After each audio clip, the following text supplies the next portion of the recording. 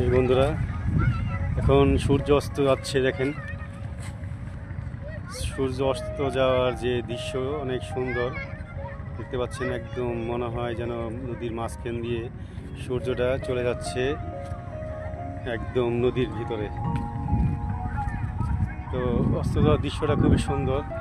আমরা সচরাচর এটা দেখতে পাই না। এটা আমরা কুয়াকাটা কিংবা কক্সবাজার সমুদ্র সৈকতে গেলে দেখতে পারি, কিন্তু আমাদের এখানে সবচেয়ে সুন্দর জায়গা হলো পদ্মা নদী। সেই পদ্মা নদীতে এই দৃশ্যটা খুব বহমান, এই দৃশ্যটা খুব সুন্দর দেখা যায়।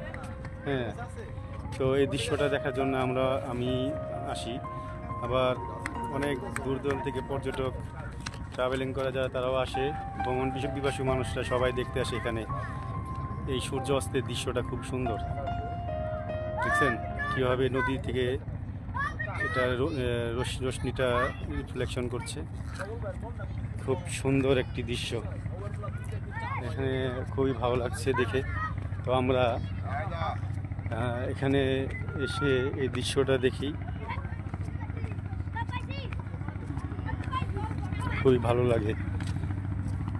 দেখেন নদীতে মানে জল শুকাতে শুকাতে এমন অবস্থা, চর পড়তে পড়তে এমন অবস্থা হয়ে গেছে যে একদম খরা পড়ে গেছে। মনে হয় যে খরা পড়তে পড়তে দেখেন একদম শুকিয়ে গেছে, হয়ে গেছে, জল নেই। দেখছেন পুরা শুকিয়ে এই পর্যন্ত চলে আসছে, এই পর্যন্ত একদম নেমে আসছে।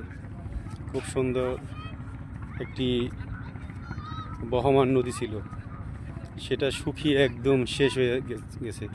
আবার বর্ষাকাল আসলে সেটা অবশ্য জলে কানায় পরিপূর্ণ হবে।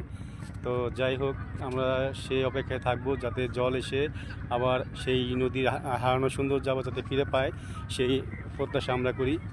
তো বন্ধুরা, আপনারা যারা এই দৃশ্যটা দেখতে পাননি যে নদী শুকিয়ে গেলে কী অবস্থা হয়, তারা অবশ্যই আসবেন, এসে দেখে যাবেন যে এই দৃশ্যটা কীরকম লাগে আপনাদের কাছে। যে নদী শুকিয়ে গেলে যে অবস্থাটা হয়, সেই অবস্থাটা দেখার জন্য অনেকে আসবেন, দেখে যাবেন।